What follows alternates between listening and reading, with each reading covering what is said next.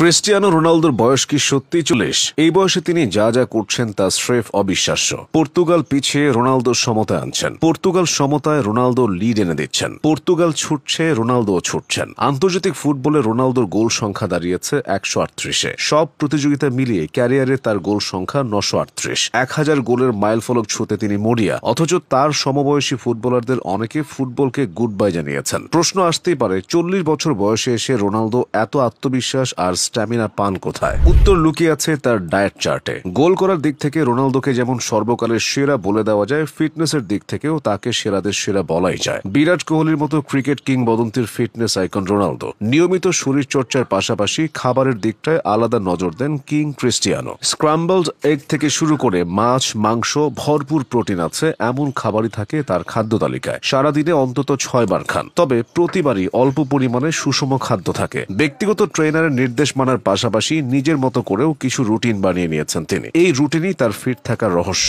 জানলে হয়তো অবাক হবেন, রোনালদো দিনে 5 বার ঘুমান। রোনালদো 90 মিনিট করে ঘুমান। তিনি একটি নির্দিষ্ট ভঙ্গিমায় ফোয়েটাল পজিশনে ঘুমাতে পছন্দ করেন। তার দিনটা শুরু হয় সকাল 6টায়। ওঠার পরপরই শুরু করেন প্রশিক্ষণ। ব্যায়ামের রুটিনে ফুটবলার হিসেবে নিজের দক্ষতা ও নিয়ন্ত্রণ বাড়ানোর উপর জোর দেন। প্রায় 2 ঘন্টা শারীরিক কসরত শেষে 1.5 ঘন্টা ঘুমান তিনি। সকাল 9:30টায় নাস্তার টেবিলে উচ্চ প্রোটিনযুক্ত খাবার খান। সকাল 10:30টায় আবার 2 ঘন্টার ব্যায়াম শুরু করেন। 12:30টার দিকে তিনি দ্বিতীয় ঘুমের প্রস্তুতি নেন। দিনের দ্বিতীয় ঘুম থেকে ওঠার পর দুপুরের খাবার খান। খাবারের তালিকায় থাকে মুরগি ও সালাদ। বেলা 3টায় আবারও ঘুমের রাজ্যে তলিয়ে যান। 4:30টার পর দ্বিতীয়বার দুপুরের খাবার খান। খাবারে যেন যথাযথ পুষ্টি থাকে সেদিকে বিশেষভাবে নজর রাখা হয়। সালাদ, ডিম ও জলপাইয়ের সঙ্গে টুনা মাছ খেতে পছন্দ করেন তিনি। সন্ধ্যা 7টার দিকে রাতের খাবার খান। এ সময়ের খাবারে থাকে চর্বিহীন মাংস বা তাজা মাছ এবং সবজি। রাতের খাবারের পর তিনি পরিবার ও কাছের বন্ধুদের সঙ্গে সময় কাটান। সুইমিং পুলে ঝাঁপ দেন রাত 10টার দিকে। সাঁতার কাটান 1 ঘন্টার মতো।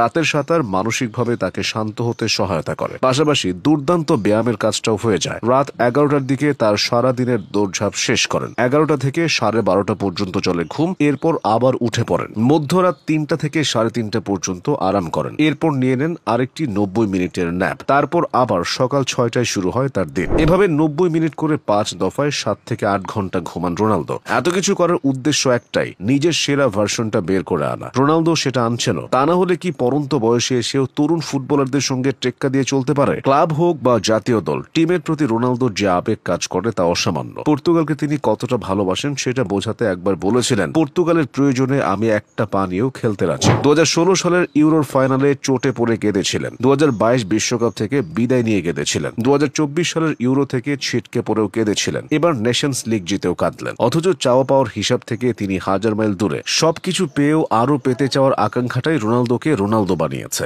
বলা হয়ে থাকে, রাজনীতিতে শেষ বলে কিছু নেই, একটু ঘুরিয়ে বলতে হয়, রোনালদোতে শেষ বলে কিছু নেই। রোনালদো হোঁচট খাবেন, রোনালদো উঠেও দাঁড়াবেন, তারপর ছুটবেন, ছুটতেই থাকবেন।